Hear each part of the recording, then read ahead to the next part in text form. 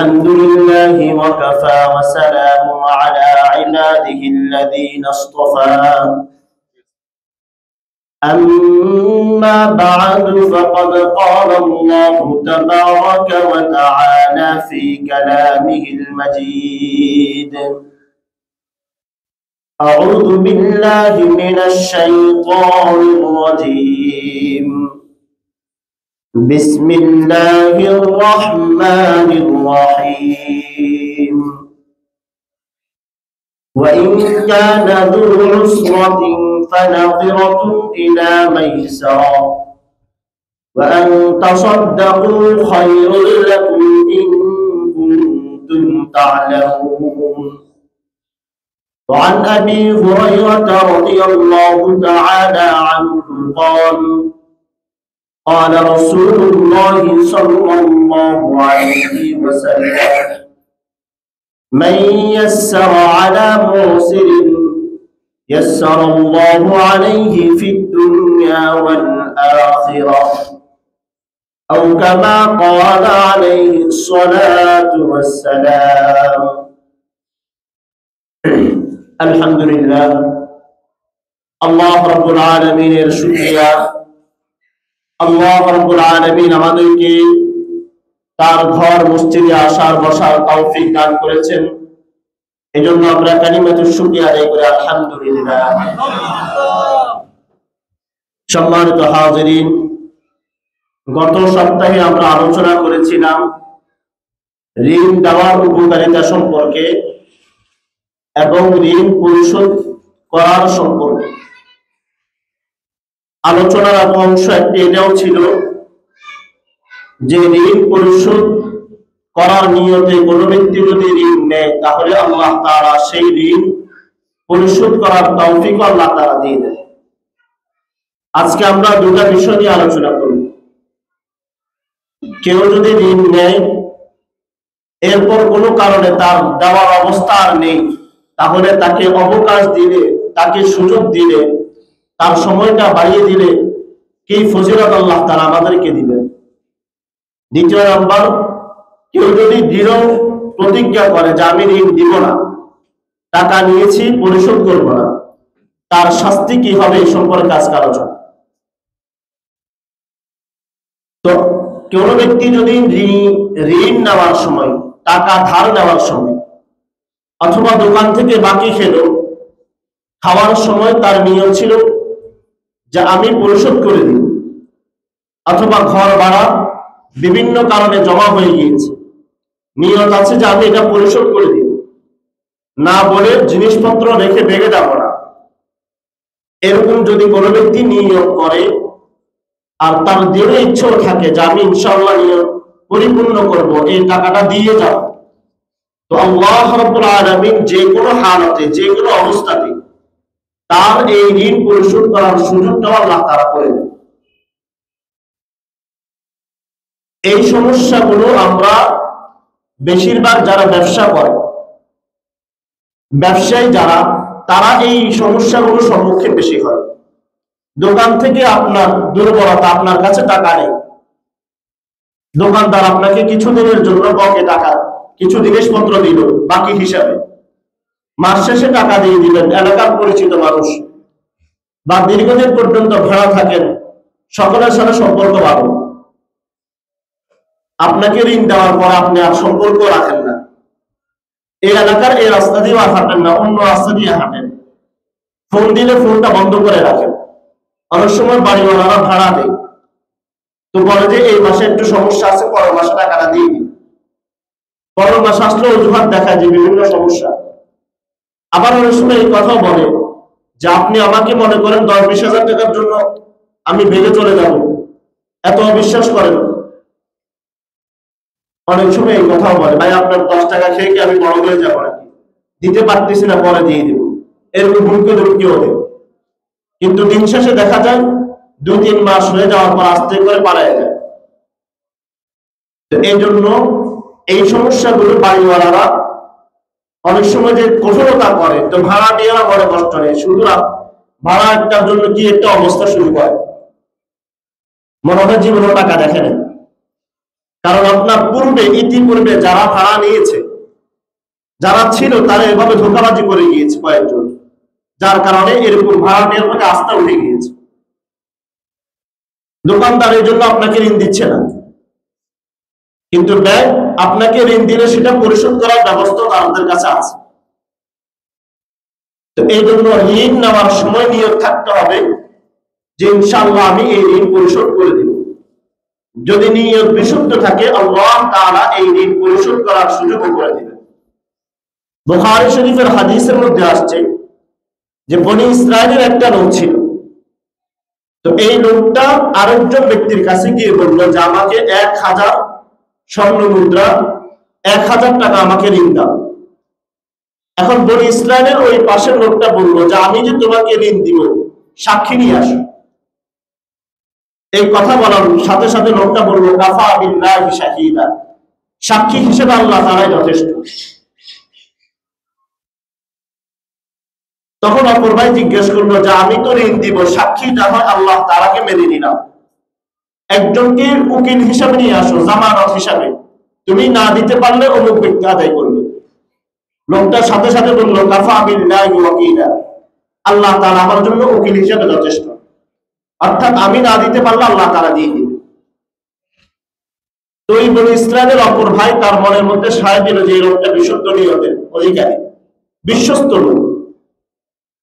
তখন তাকে 1000 টাকা স্বর্ণ মুদ্রা দিয়ে দিল।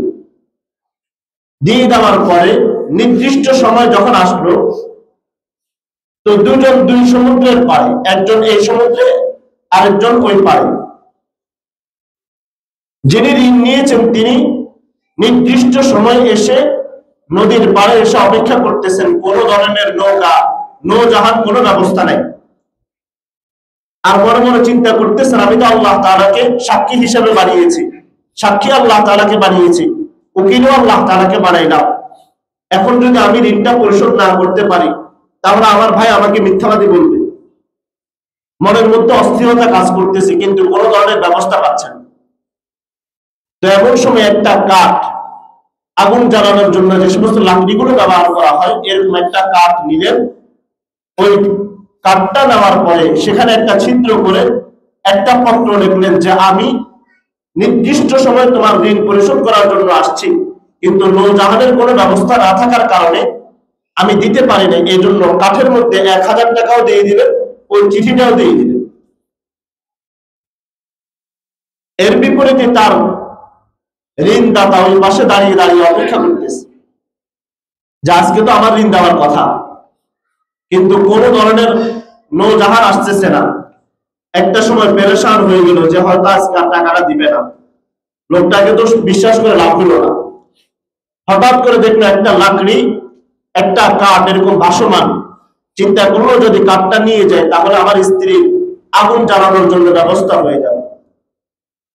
সাথে সাথে ওই লাকড়িটা নিয়ে ঘরের মধ্যে নেওয়ার পরে দেখলো যে লাকড়িটা অন্যান্য লাকড়ির তুলনায় একটু ভিন্ন, মাঝখানে একটা ছিদ্র করা। হাত দিয়ে দেখলো সেখানে 1000 টাকা লেখা আছে এবং ওই চিঠিটা ওখানে লেখা আছে। এদিকে বনি ইসরায়েলের এই লোক চিন্তা করতেছে যে আমি যে তার কাছে পাঠাইলাম জিনিসটা পৌঁছলো কিনা। একটু পরে সে 1000 টাকা সহ আরো 1000 টাকা সহ একটা নৌকা নিয়ে তার ঋণদাতার কাছে চলে আসে। এসে বললো যে আমি তোমার ঋণটা সময় মতো পরিশোধ করতে পারি নাই, এই জন্য কাঠের মধ্যে করেও দিয়ে দিয়েছি, সেটা তুমি পেয়েছো কিনা সেটাও জানি না, কিন্তু আমি আরো 1000 টাকা নিয়ে আসছি, এই টাকাটা তোমাকে দিয়ে দিলাম। তখন ঋণদাতার সাথে সাথে বললো যে আমি তো এরকম একটা কাঠ পাঠাইছিল, তুমি কাঠের মধ্যে একটা চিঠিও দিয়েছিল, আমি পেয়ে গিয়েছি। এটা হলো বুখারী শরীফের হাদিস। তো এটা হলো কোন ব্যক্তি যদি বিশুদ্ধ নিয়তে ঋণ গ্রহণ করে, ঋণ নেয়, মানুষ থেকে টাকা ধার নেয়, তো আল্লাহ তাআলা যে কোনো পন্থায় তার ওই ঋণ পরিশোধ করার ব্যবস্থা করে দেন। যে আল্লাহ তাআলা একটা সমুদ্রের মাধ্যমে, কাঠের মাধ্যমে ওই টাকাটা পরিশোধের ব্যবস্থা করে দিয়েছে। তো এই জন্য আমরা বিশুদ্ধ নিয়তে ঋণ নিব। কারো থেকে টাকা নিচ্ছি অথবা টাকা দেওয়ার সময় হয়ে গিয়েছে দিতে পারতেছি না, এরকম নিয়ত না করে যে টাকা জীবনও দিব না, এখান থেকে পালিয়ে চলে যাও। আর কতটুকু পালিয়ে যাবেন। অনেক সময় দেখা যায় অনেক ভাড়াটিয়ারা চলে যায় পালিয়ে, যে জিনিসপত্র রেখে যায় এগুলো বিক্রি করার অবস্থাও থাকে না।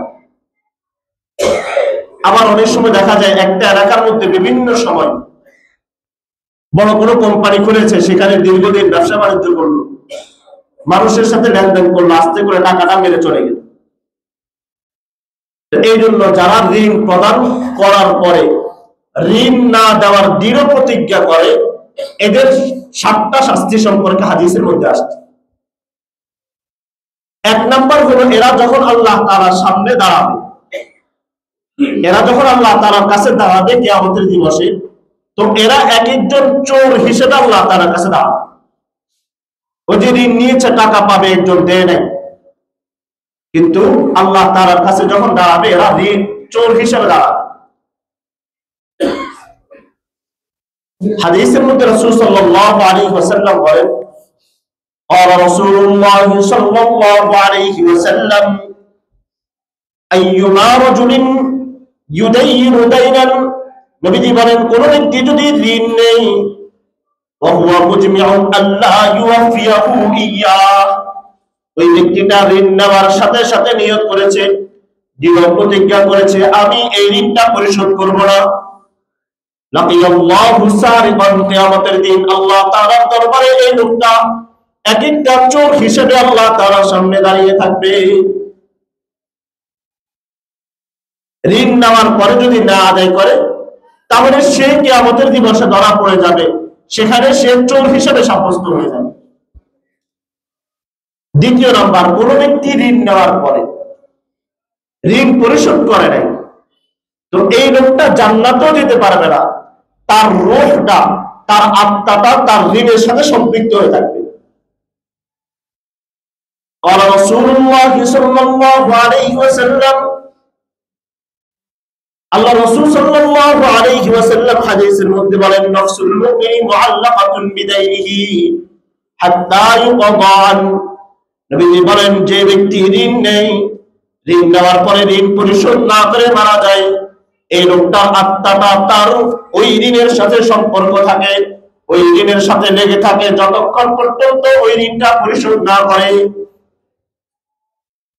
তৃতীয় নম্বর, রাসূল সাল্লাল্লাহু আলাইহি ওয়াসাল্লাম বলেন, একজন ব্যক্তি আল্লাহ তাআলার রাস্তায় গেল, আল্লাহ তাআলার রাস্তায় গিয়ে শাহাদাত বরণ করলো, মুজাহিদ হয়ে গেল, শহীদ হয়ে গেল।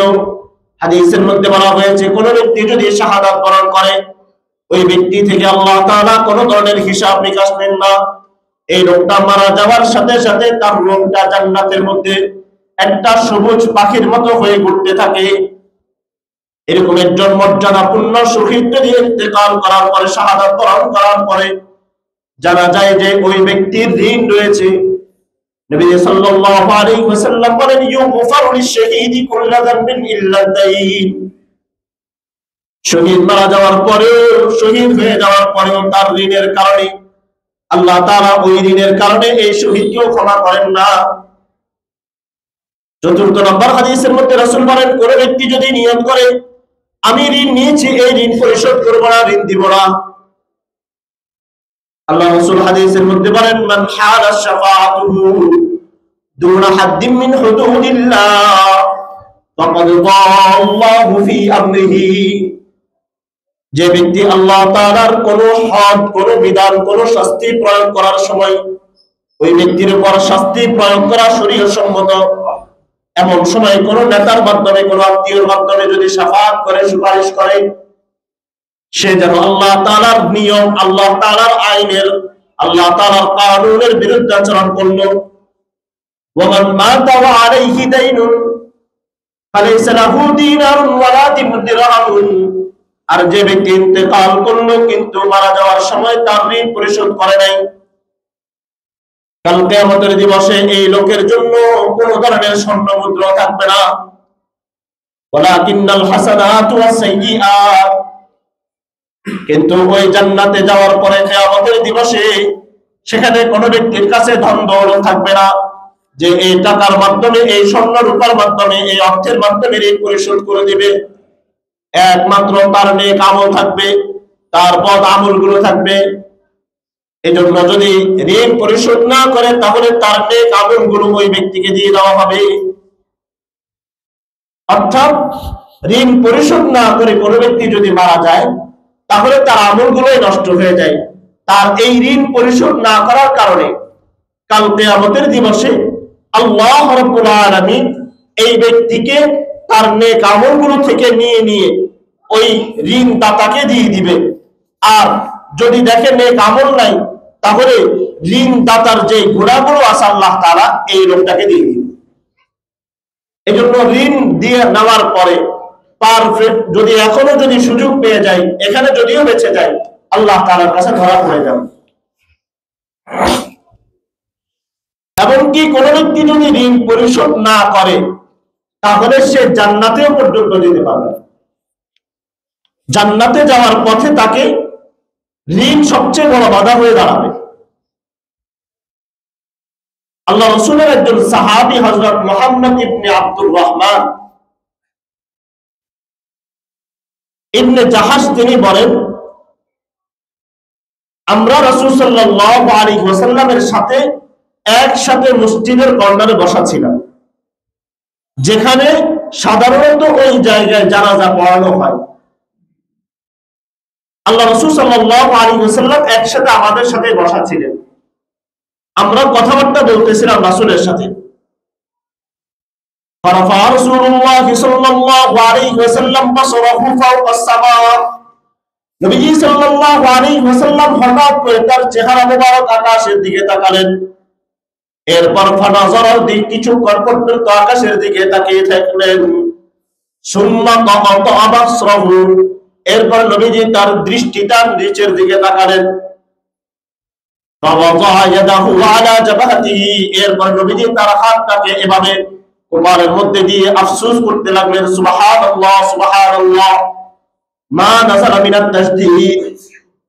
নবীজি এভাবে আকাশের দিকে তাকিয়ে থাকলেন। এরপর দৃষ্টিটা নিচের দিকে তাকিয়ে সাথে সাথে চেহারা মোবারকের মধ্যে হাতটা দিয়ে এভাবে বারবার হাত দিয়ে মারতেছেন আর বলতেন, সুবহানাল্লাহ, কি আশ্চর্যজনক কথা, আল্লাহ তাআলা কি ভয়ঙ্কর কথা নাযিল করলেন। সাহাবীরা এই নবীজির এই অবস্থা দেখার পরে ভয়ে আর কিছু জিজ্ঞেস করলেন না।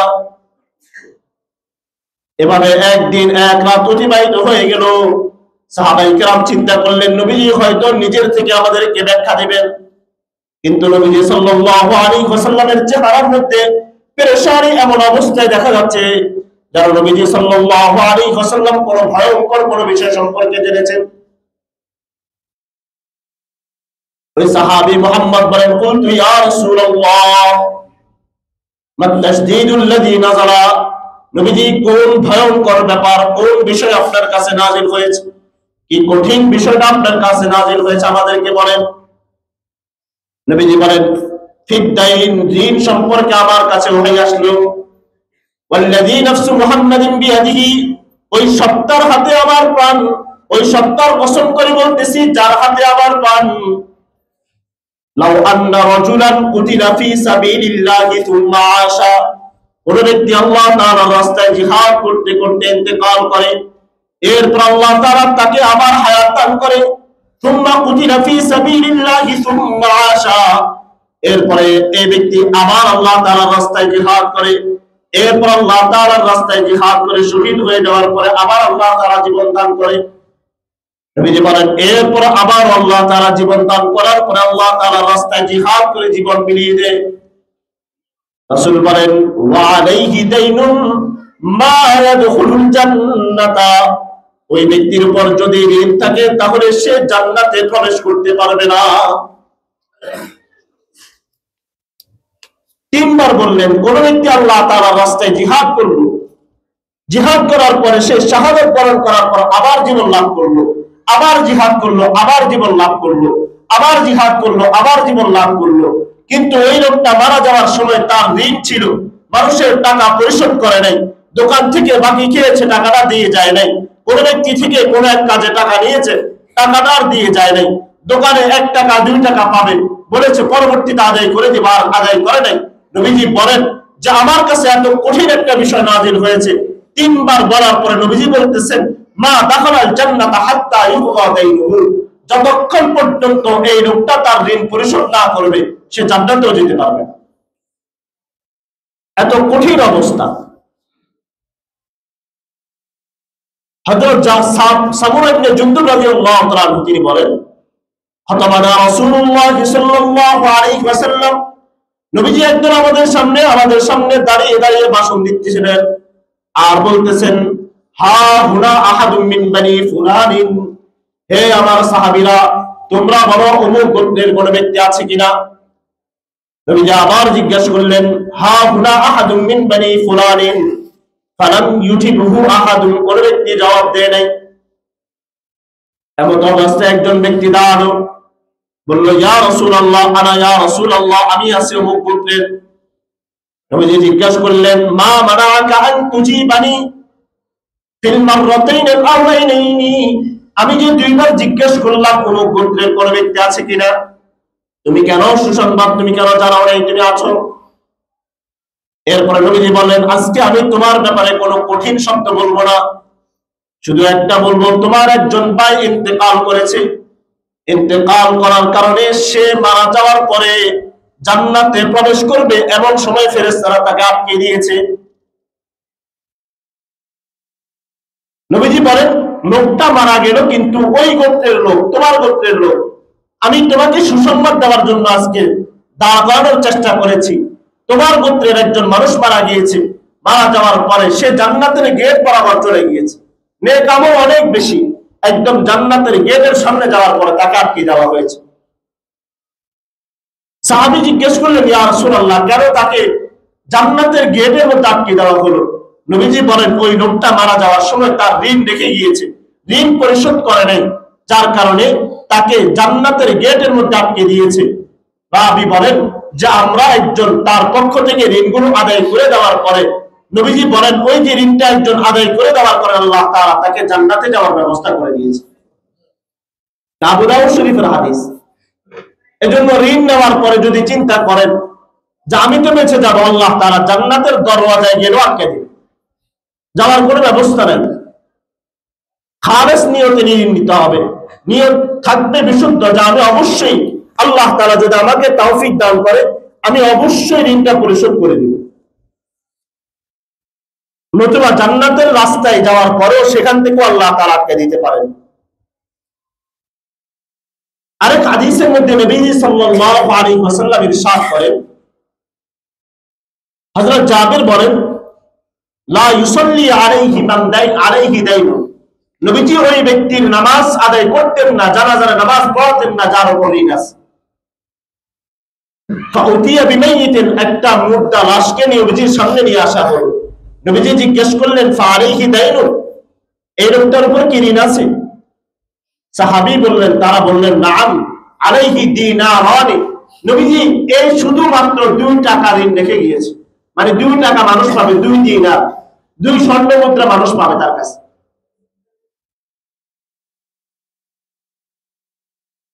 নবীজি বললেন, সাল্লু আলা সাহিবিকুম, তোমরা তোমাদের এই সাথীর জানাজা পড়াও, আমি পড়াবো। সাথে সাথে বললেন, নবীজি বললেন, তোমরা তোমাদের এই সাথীর জানাজা পড়াও, মাত্র 2 টাকার কারণে। 2 টাকা ঋণ রেখে গিয়েছে, ঋণ দেয় নাই।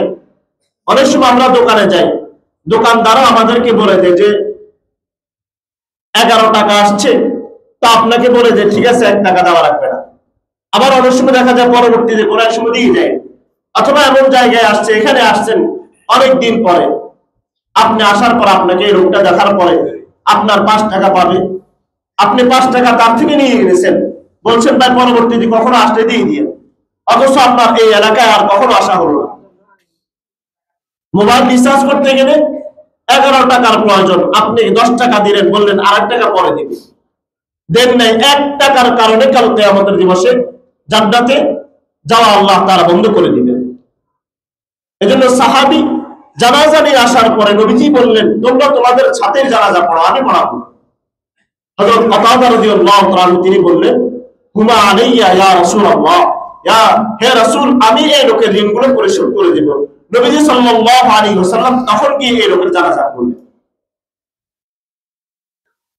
2 টাকার কারণে জানাজা বন্ধ করে দিয়েছে। এখন তো দেখা যায় একজন কোটি টাকা ঋণ করে ফেলেছে, লক্ষ লক্ষ টাকা ঋণ রেখে চলে গেছে, ব্যাংক থেকে হাজার হাজার টাকা লোন নিয়েছে, মারা যাওয়ার পর আপনার সাধারণভাবে ওখানে জানাজার লাশ সামনে নিয়ে বলি কেউ ঋণ পেলে আমাদের সাথে যোগাযোগ করবেন। এরপরে যোগাযোগ করলে বলে মানুষটা মারা গেছে 2 টাকার জন্য আসতে হয় না কেন? অনেক সময় আপনার মনের মধ্যে আছে যে আমি তার কাছে 5 টাকা পাবো, কিন্তু 5 টাকা কেমনে চাইবেন এটা লজ্জা রাখতেছে। মনে রাখবেন আপনি ইচ্ছাকৃতভাবে ওই লোকটাকে জাহান্নামে নামার জন্য বাধ্য করতেছেন। অনেক সময় কিছু টাকা পয়সা হয়তো মনে নাই যার থেকে নিছেন বা যে দিয়েছে তারও মনে নাই, আপনার মনে আছে যে আমি ওর থেকে 2 টাকা পাবো, কিন্তু আপনি বলেন নাই। মনে মনে কিন্তু আছে যে লোক তুই কিন্তু আমার টাকাটা দিস নাই, মনে মনে ভাবে কিন্তু বলে না। অথবা দোকানে গেছি 5 টাকা নাই, পরবর্তীতে বলছে আপনি 180 নিয়ে যান, আপনার লজ্জা চাইতে পারেন নাই, আপনি ওই মনে মনে আছে। কিয়ামতের দিবসে আপনিও আটকে যাবেন, যে লোকটা থেকে নিয়েছেন তাকেও আটকে দিবেন। এজন্য সাথে সাথে প্রকাশ করা যে আমি আপনার কাছে এত টাকা পাবো, 5 টাকা হলে 5 টাকা, 2 টাকা হলে 2 টাকা, এটা আদায় করে নিতে হবে, এটা আপনার হক। আবার অনেক সময় ঋণ দীর্ঘদিন পর্যন্ত ঋণ পায় না, পরবর্তীতে আমি মাফ করে দিছি। এখন কোন ব্যক্তি যদি ঋণ নেওয়ার পরে ঋণ পরিশোধ না করে, এখন এই লোকটা ধনীও না, তার ভিতরে দেওয়ার সামর্থ্যটাও নাই, অথবা তার একটা সময় সামর্থ্য ছিল এখন আর নাই, অথবা এই লোকটাকে যদি আমি কিছুদিন সময় দিই, আরো কিছুদিন সময় দিলে এই লোকটা আপনার ঋণটা পরিশোধ করে দিতে পারবে, তাহলে উচিত হলো ওই লোকটাকে কিছু সময় দেওয়া। আর যিনি ঋণ নিয়েছেন তিনিও গিয়ে বলা যে ভাই আমি অমুক দিন অমুক দিনে টাকা দেওয়ার কথা, এখন আমি দিতে পারতেছি না, আমাকে কিছু সময় দেন। এই সুযোগটা যদি কেউ দেয়, ঋণ দেওয়ার পরে টাকা দেওয়ার পরে টাকার সময়টা যদি বাড়িয়ে দেয়, পরিশোধের সময়টা বাড়িয়ে দেয়, কোরআনে কারীমে আল্লাহ তাআলা বলেন ওয়া ইন কানা যু উসরাতিন ফানাযিরাতুন ইলা মাইসারা। নবীজি বলেন কোন ব্যক্তি যদি ঋণ গ্রহণের পরে ওই লোকটা যদি অভাবগ্রস্ত হয়ে যায়, তোমরা তাকে সুযোগ দাও, ওয়া আন তাসাদদাকু খায়রুল লাকুম ইন কুনতুম তা'লামুন, যদি তোমরা তাকে মাফ করে দাও তাহলে এটা তোমাদের জন্য ভালো। যাকে মাফ করে দিয়েছো তার জন্য ভালো না, বরং তোমাদের জন্য ভালো। নবীজির জামানায় একজন লোক, এই লোকটা মূলত বাগানের ব্যবসা করত, একটা ফলের বাগান ক্রয় করতে গিয়ে অনেক টাকা ঋণ হয়ে গিয়েছে। নবী সাল্লাল্লাহু আলাইহি ওয়াসাল্লাম সাহাবীদেরকে বললেন তাসাদদাকু আলাইহি, হে আমার সাহাবীরা এই লোকটাকে তোমরা সদকা করো। সাহাবায়ে কেরাম সবাই মিলে সদকা করলেন, কিন্তু সদকা দেওয়ার পরেও ওই লোকটা তার ঋণ পরিশোধ করতে পারেনি। কিছুদিন যাওয়ার পরে তার পাওনাদার যখন তার কাছে এসে টাকা খুঁজতে লাগলো, তখন নবীজি বললেন খুজু বা ওয়াজাদতুম, তোমরা তার থেকে যা পাও তাই নিয়ে নাও, এর চাইতে বেশি কিছু করতে পারবে না। অর্থাৎ তাকে একটু সুযোগ দিয়ে দাও, যতটুকু তোমাদের আছে তার যতটুকু আছে ততটুকু থেকে তোমরা নিয়ে যাও। এই জন্য ঋণ যদি নেওয়ার পরে ওই ব্যক্তি যদি ঋণ গ্রহীতা যদি সুযোগ মতো সময় মতো না দিতে পারে, তাহলে যদি আমরা তাদেরকে সুযোগ দিই, তো আল্লাহ তাআলা কয়েকটা পুরস্কারের কথা বলেছে। 1 নম্বর হলো কোনো ব্যক্তি যদি ঋণ নেওয়ার পরে ঋণ দিতে না পারে, দেওয়ার ইচ্ছাও আছে, গড়িমসি করতেছে না, আসলে বাস্তবিকভাবে লোকটা অভাবগ্রস্ত, তো আল্লাহ তাআলা রাসূল সাল্লাল্লাহু আলাইহি ওয়াসাল্লাম বলেন কোন ব্যক্তি যদি এরকমটা করে, এই লোকটাকে সুযোগ দেয়, তো আল্লাহ দুনিয়া এবং আখিরাতে তার সাথে সহজ সরল ব্যবস্থা আল্লাহ তাআলা তার সাথে করবেন। قال رسول الله صلى الله عليه وسلم من يسره على محسن يسر الله عليه في الدنيا والآخرة। নবীজি বলেন কোন ব্যক্তি যদি কোন অভাবগ্রস্ত ঋণগ্রস্ত ব্যক্তিকে সুযোগ করে দেয়, তাকে কিছু সময়ের জন্য সহজ করে দেয়, এই ঋণগুলো পরিশোধের মাধ্যমে সময়গুলো বাড়িয়ে দেয়, অথবা তাকে বলে তুমি মাফ করে আমি মাফ করে দিলাম, ইয়াসসারাল্লাহু আলাইহি ফিদ দুনিয়া ওয়াল আখিরা, আল্লাহ রাব্বুল আলামিন দুনিয়াতেও এবং আখিরাতেও এই লোকটার সাথে সহজ মুআমালা করবেন। দুনিয়াতেও আল্লাহ তাআলা তার সাথে আচার ব্যবহারের ক্ষেত্রে সহজভাবে আচার ব্যবহার করবেন, আখিরাতেও আল্লাহ তাআলা তার গুনাহগুলো মাফ করে দিবেন। এটা হলো অবকাশ দেওয়া, সুযোগ দিলেন। এখন কোন ব্যক্তি যদি আসলে বাস্তবিকভাবে সে ঋণ পরিশোধ করার মতো উপযুক্ত না, কিন্তু অথবা আপনি যদি তাকে ঋণ পরিশোধের একটা সময় দেন, আজকে ঋণ নিলে বললো যে ফেব্রুয়ারি মাসের মধ্যে দিয়ে দিব, ওই লোকটা দিতে পারে না, এসে আপনার কাছে সুযোগ চাচ্ছে, আপনি যদি সুযোগ করে দেন, তো আল্লাহ রাব্বুল আলামিন প্রত্যেক দিন আপনি এই পরিমাণ টাকা সদকা করলে যে পরিমাণ সওয়াব পেতেন, শুধুমাত্র সুযোগ করে দেওয়ার কারণে আল্লাহ তাআলা সেই পরিমাণ সওয়াব আল্লাহ তাআলা দিয়ে দিবেন। قال النبي صلى الله عليه وسلم من أنذر مؤسرا كان له بكل يوم صدقة। নবীজি বলেন, কোন ব্যক্তি যদি অভাবগ্রস্ত হয়ে যায় ঋণ নেওয়ার পরে, আর ওই লোকটাকে যদি অবকাশ দেওয়া হয়, সুযোগ দেওয়া হয়, তাহলে সুযোগদাতা প্রত্যেক দিন দান সদকা করলে যে পরিমাণ সওয়াব পেত, ওই পরিমাণ সওয়াব পেয়ে যাবে। ওমান আনজারাহু বাদা হিল্লিহি কানা লাহু মিথলুহু ফি কুল্লি ইয়াউমিন সাদাকাতুন।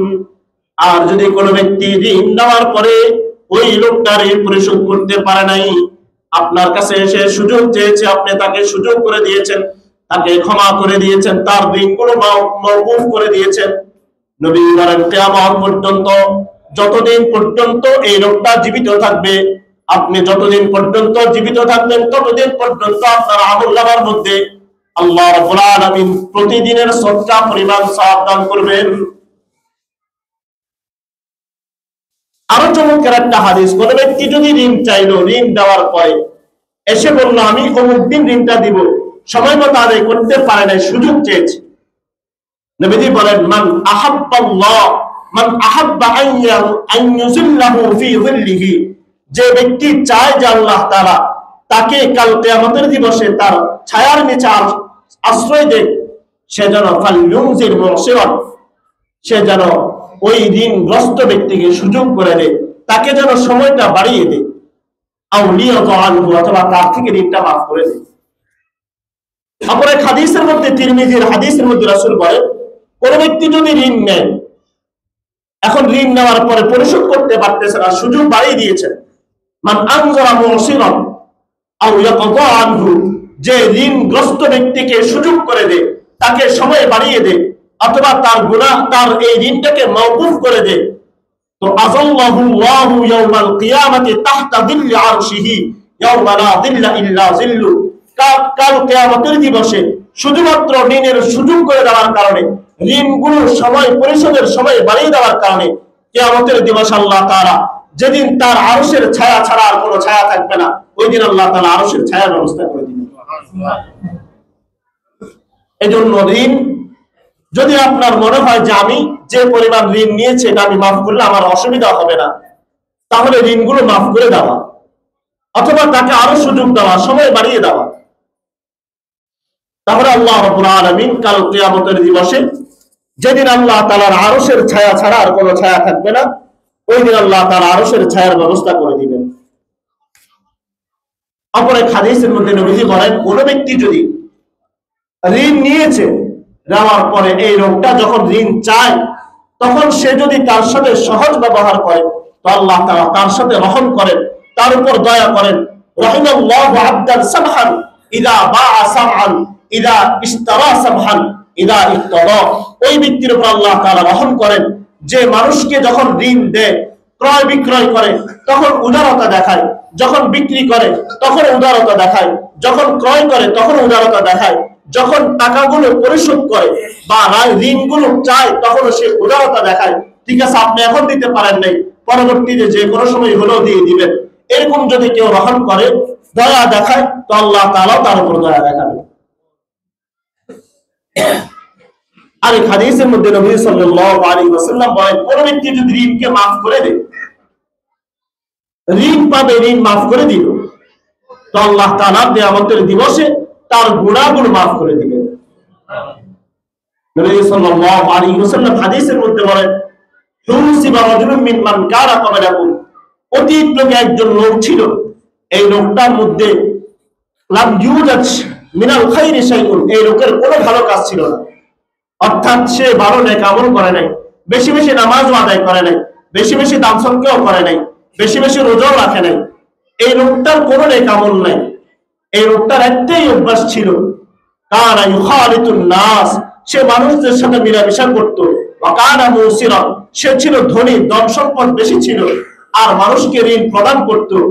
আর যখন ঋণ কেউ না দিতে পারত, ফাকানা ইয়ামুরু বিল মা'রুফি আন ইয়াতাজাওয়াজু আনহু মিনাল মুসির, সে তার গোলামকে বলতো, যাও অমুক লোককে গিয়ে বলো যে তোমার ঋণটা দিতে হবে না। আল্লাহ নবী সাল্লাল্লাহু আলাইহি ওয়াসাল্লাম বলেন যে আল্লাহ তাআলা নিজে বলেন, আমি এই লোকটাকে যেরকম ক্ষমা করে দিতে পারি, আমার সবচেয়ে এই লোকটা যেরকম আরেকজন মানুষকে ক্ষমা করে দিতে পারে, আমি আল্লাহ তাআলা তাকে তার চাইতে বেশি দয়ালু, আমি তাকে তার চাইতে তার আগে সে যেরকম মানুষকে ক্ষমা করে, আমি আল্লাহ তাআলা তাকে ক্ষমা করে দিলাম। এই জন্য ঋণ যদি ক্ষমা করে দেওয়ার উপযুক্ত হয়, দিতে পারতেছে না, ধনী মানুষ ঋণ পরিশোধ করার সময় যদি গরিমসি করে, তাহলে এটা জুলুম। আর গরিব যদি না আদায় করতে পারে, তাহলে তাকে সুযোগ দেওয়া, কিছু সময় হলো তাকে অবকাশ দেওয়া। যদি এরকমটা করি, তো আল্লাহ রাব্বুল আলামিন কাল কিয়ামতের দিবসে আমাদেরকেও আল্লাহ রাব্বুল আলামিন আমাদের গুনাহের যে পাহাড় সমপরিমাণ গুনাহ নিয়ে আমরা যাব, আল্লাহ তাআলা সেই গুনাহগুলো মাফ করে দিবেন। এই জন্য ঋণ নেওয়া, ঋণ দেওয়া দুটোটাই ভালো কাজ। ঋণ নিলেও লাভ আছে। গত সপ্তাহে বলেছিলাম উম্মাহাতুল মুমিনিনের কথা, মাইমুনা রাদিয়াল্লাহু তাআলা, তিনি শুধু ঋণ নিতেন, কারণ ঋণ নিলে আল্লাহ তাআলা সাথে থাকে, ঋণ নিলে আল্লাহ তাআলা পরিশোধের ব্যবস্থা করে দিতেন। এই জন্য সাহাবায়ে কেরাম ঋণ নিতেন। ঋণ নেওয়া ভালো কাজ, ঋণ দেওয়াও ভালো কাজ, কিন্তু অকারণে কোনো কারণ ছাড়া মানুষ থেকে ঋণ করা, অথবা ঋণ নেওয়া নিয়ে উদ্দেশ্য হলো আমি সুদের ব্যবসা করব বা অমুক খারাপ কাজে ব্যবহার করব, তাহলে এটা সম্পূর্ণ হারাম। অনেক সময় দোকানদাররা এই যে বিভিন্ন দোকানে সিগারেট বাকি দেয়, দেখি দেয় না, যারা রীতিমতো যে সমস্ত ছেলেরা সিগারেট খায়, যে সমস্ত মুরব্বীরা সবসময় সিগারেট খায়, সিগারেট গুলো ভাড়া তাকে নগদে টাকা দিতে পারে না, পরবর্তীতে দিয়ে দিবে।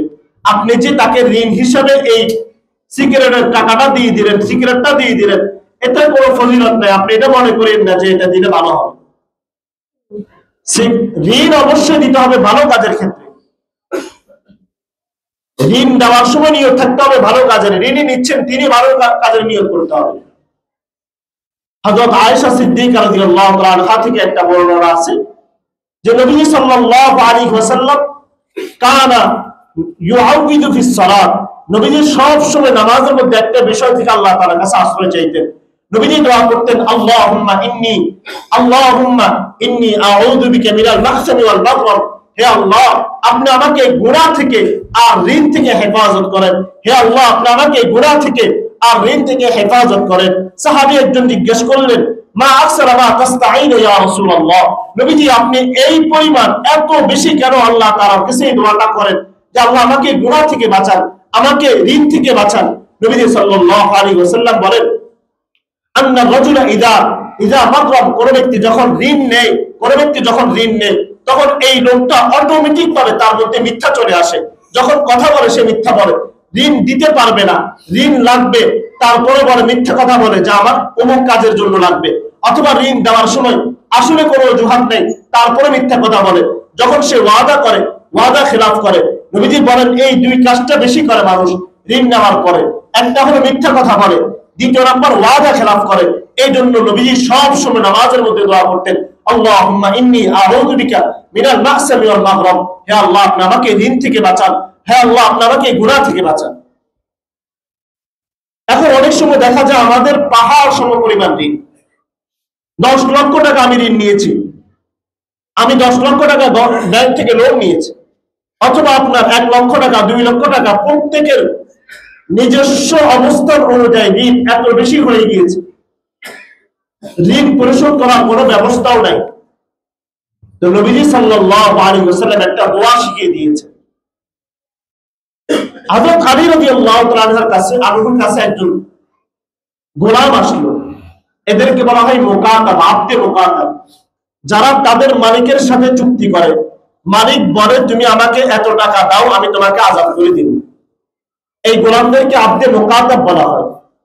এই মুকাতাব গোলাম আলীর কাছে গিয়ে বলল যে হে আলী, আপনি আমাকে কিছু সাহায্য করেন, কারণ আমি মালিকের টাকাটা দিতে পারলে আমি স্বাধীন হয়ে যাব। আলী রাদিয়াল্লাহু তাআলা আনহু সাহায্য না করে বললেন, ইন্নী উআল্লিমুকা কালিমাতিন, হে সাহাবী, আমি তোমাকে কিছু বাক্য শিখিয়ে দিই যেগুলো সামিআতু মিন রাসূলিল্লাহ সাল্লাল্লাহু আলাইহি ওয়াসাল্লাম, আমি নবীজি সাল্লাল্লাহু আলাইহি ওয়াসাল্লাম থেকে এই কথাগুলো শুনেছি। নবীজি বলছেন যে সুহাইব নামক একটা পাহাড় আছে, অনেক বড় পাহাড়। কোন ব্যক্তির যদি ওই পাহাড় সমপরিমাণ ঋণ, ওই পাহাড় সমপরিমাণ ঋণ তার ঋণ হয়ে গিয়েছে, ঋণের সে, আমরা অনেক সময় বলি গলা পর্যন্ত ঋণ হয়ে গিয়েছে, এই পরিমাণ ঋণ কোন ব্যক্তির যদি হয়ে যায়, আর সে যদি আল্লাহ তাআলার কাছে এই দোয়াটা করে, আল্লাহুম্মা কফিনি বিহালালিকা আন হারামিক ওয়া আগনিনি বিফাদলিকা আম্মান সিওয়াক, অবশ্যই অবশ্যই আল্লাহ তাআলা তার ঋণগুলো পরিশোধ করার ব্যবস্থা করে দিবেন। এক লাইনের একটা দোয়া। নবীজি বলছেন পাহাড় সমপরিমাণ ঋণ, পাহাড় সমপরিমাণ ঋণ যদি তার হয়ে যায়, আর সে সব সময় দোয়াটা পড়ে, আমরা নামাজের মধ্যে পড়ি, মুনাজাতের মধ্যে এই দোয়াটা পড়ি, আল্লাহুম্মা কফিনি বিহালালিকা আন হারামিক, হে আল্লাহ আপনি আমাকে হারাম থেকে বাঁচিয়ে হালাল আমার জন্য যথেষ্ট করে দেন, ওয়া আগনিনি বিফাদলিকা আম্মান সিওয়াক, আল্লাহ আপনি ছাড়া দুনিয়ার সমস্ত কিছু থেকে আমাকে অমুখাপেক্ষী বানিয়ে দেন, আপনি আমার জন্য সবকিছুর মালিক হয়ে যান। এই দোয়াটা কেউ যদি পড়ে, আপনার ঋণ অনেক, আপনি চিন্তা ভাবনা করে রাখছেন যে এই মাসে বেতন যা পাবো 10,000 টাকা ঋণ দিব, 15,000 টাকা ঋণ দিব, বা প্রত্যেক মাসে যে ভাড়া আসে 1 লক্ষ টাকা আমি লোন পরিশোধ করে দিব। ঘটনাক্রমে কোনো কারণে আপনার ব্যবসার মধ্যে লোকসান হলো, অথবা ভাড়া দিয়ে চলে গেল, এরকম আমরা হিসাব করে রাখি। নবীজি বলছেন দোয়াটা পড়া আল্লাহ তাআলা ব্যবস্থা করে দিবেন। আল্লাহুম্মা কফিনি বিহালালিকা আন হারামিক ওয়া আগনিনি বিফাদলিকা আম্মান সিওয়াক। এছাড়া তিরমিজির আরেকটা হাদিসের মধ্যে পাওয়া যায় নবীজি আল্লাহ তাআলার কাছে বেশি বেশি দোয়া করতেন, আল্লাহুম্মা ইন্নী আউযু বিকা মিনাল হাম্মি ওয়াল হুজন ওয়া আউযু বিকা মিন আজিজি ওয়াল কাসল ওয়া আউযু বিকা মিন গালাবাতিদ দাইনি ওয়া কাহরির রিজাল, হে আল্লাহ আমাকে প্রবল ঋণ থেকে বাঁচিয়ে রাখেন, ঋণের আধিক্যতা থেকে বাঁচিয়ে রাখেন। এজন্য আল্লাহ তাআলার কাছে ঋণ থেকে আশ্রয় চাইতে হবে, আর ওই দোয়াটাও পাঠ করতে হবে ইনশাআল্লাহ। নবীজি যেহেতু বলছেন, সাহাবী হযরত আলী যেহেতু সাক্ষী দিয়েছেন, অবশ্যই আল্লাহ তাআলা আমাদের ঋণ যদি পাহাড় সমপরিমাণ হয়, আল্লাহ তাআলা আমাদেরকে আমাদের এই ঋণগুলো পরিশোধ করার ব্যবস্থা করে দিবেন। আল্লাহ রাব্বুল আলামিন আমাদেরকে সুন্দরভাবে ভালো নিয়তে ঋণ গ্রহণ করা এবং সঠিকভাবে সময় মতো ঋণ গুলো পরিশোধ করে দেওয়া, ঋণ পরিশোধ না করতে পারলে অবকাশ দেওয়া অথবা ক্ষমা করে দেওয়ার তৌফিক দান করুন। ওয়া আখির দাওয়ানা আলহামদুলিল্লাহি রাব্বিল আলামিন।